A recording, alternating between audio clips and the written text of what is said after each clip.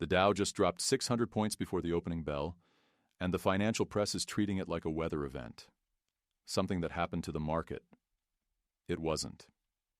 3 separate data points landed this morning that together form a coherent and uncomfortable picture of where this economy actually stands in mid-2026. Brent crude topping $100 a barrel, jobless claims hitting their lowest level since 1969, and grocery shoppers quietly cutting back. The question you need to answer before markets open: are these 3 signals contradicting each other, or are they telling exactly the same story? Let's start with the number that triggered everything this morning. Brent crude topping $100 a barrel. That threshold matters not because of the round number psychology, though that is real, but because of what $100 oil does structurally to corporate cost structures across multiple sectors simultaneously. This is not an oil company story. This is an everything story. Consider what $100 Brent means in practice.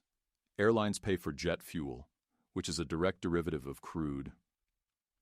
American Airlines stock tumbled 8% this morning on that headline alone, and the language from the company was precise.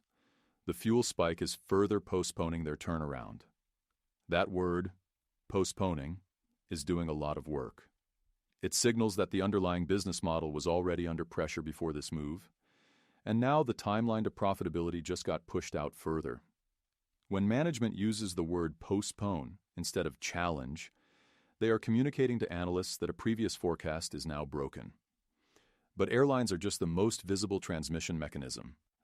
At $100 a barrel, shipping costs rise, which means every retailer that imports goods sees their landed cost increase. Manufacturers with energy-intensive processes see margin compression, and consumers who are already pulling back on discretionary spending, based on what Albertsons reported this morning, are now going to feel it at the gas pump as well.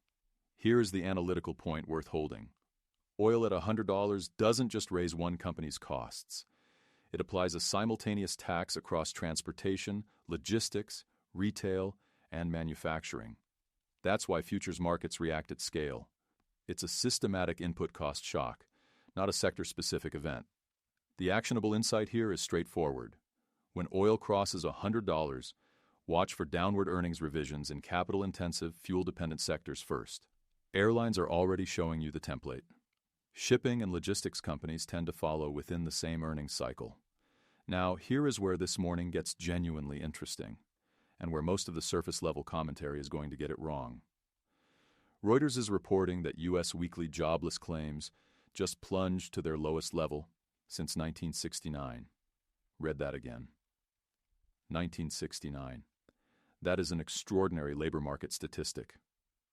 By every conventional economic framework, a labor market that tight should mean robust consumer spending, rising confidence, and an economy that can absorb a commodity shock without serious damage. And yet, this same morning, Albertsons, one of the largest grocery chains in the United States, is reporting that weaker grocery spending is cutting into both their sales and earnings, and their stock is plunging as a result. Grocery spending. Not luxury retail, not discretionary electronics. Groceries. These 2 data points appear to contradict each other. They don't. They describe a bifurcated economy, which is a concept that matters enormously for anyone thinking about portfolio positioning right now. Here's the framework. Low jobless claims tell you that people who have jobs are keeping them. It says nothing about wage growth relative to inflation, nothing about debt service burdens, and nothing about how consumers are making trade-offs under sustained price pressure. If you've had a job for 2 years, but your grocery bill is structurally higher than it was, and your credit card rate hasn't come down, you cut back at the grocery store. Not because you're unemployed, because the math changed. Albertsons is a signal from the middle of the income distribution. These are not luxury consumers.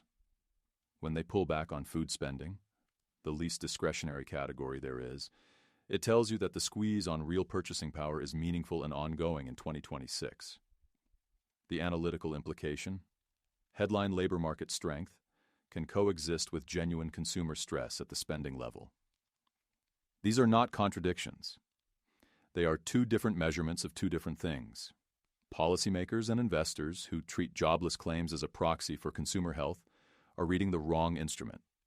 This is not financial advice. It's a framework for reading economic data more precisely than the headlines allow. The third element of this morning's picture is Alphabet and Tesla, both declining in the pre-market alongside the broader Dow futures move. Context matters here, so let's be precise about what we know and what we're analyzing. Alphabet and Tesla are not oil companies. They don't have the direct fuel cost exposure that American Airlines does. So why are they falling? There are two reinforcing mechanisms worth understanding. The first is multiple compression. When oil spikes and inflation expectations rise, the discount rate that analysts apply to future earnings goes up.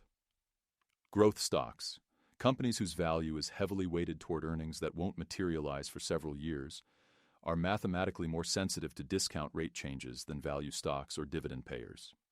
Alphabet and Tesla are long-duration assets in this sense. A rise in expected inflation or interest rates compresses their valuations even without any change to their underlying business performance. The second mechanism is sentiment and risk appetite. A 600-point futures drop is a signal that institutional money is moving toward risk reduction. When funds de-risk, they sell their most liquid, most appreciated holdings first. In 2026, mega-cap tech names like Alphabet and Tesla are often among the most liquid positions in institutional portfolios. They get sold not because they're broken, but because they're the easiest things to sell quickly. This distinction matters practically. If Alphabet and Tesla are falling because of a macro input cost shock they don't directly share, that can create entry opportunities for investors with longer time horizons, once the macro pressure resolves. If they're falling because their own fundamentals have shifted, that's a different and more serious situation entirely. Based on what today's headlines establish, this looks like macro-driven multiple compression and risk-off positioning, not fundamental deterioration. That framing shapes how a disciplined investor thinks about the move versus reacting purely to the price action. The pattern to watch. If Alphabet and Tesla recover quickly once oil stabilizes, that confirms the macro thesis. If they continue declining even as oil moderates, the market is telling you something more specific about growth expectations. Either way, this morning's data gives you a testable hypothesis, and that is always more valuable than a headline. We opened with a question. Are the signals this morning contradicting each other or telling the same story? The answer is the same story. An economy where a $100 oil shock amplifies existing consumer stress, even in a historically tight labor market, and where tech valuations absorb the macro pressure first and fastest. The follow-up question worth your attention. If this oil move sustains above $100, which sector reports the next wave of earnings warnings? That analysis is coming next. Subscribe so you catch it when it drops.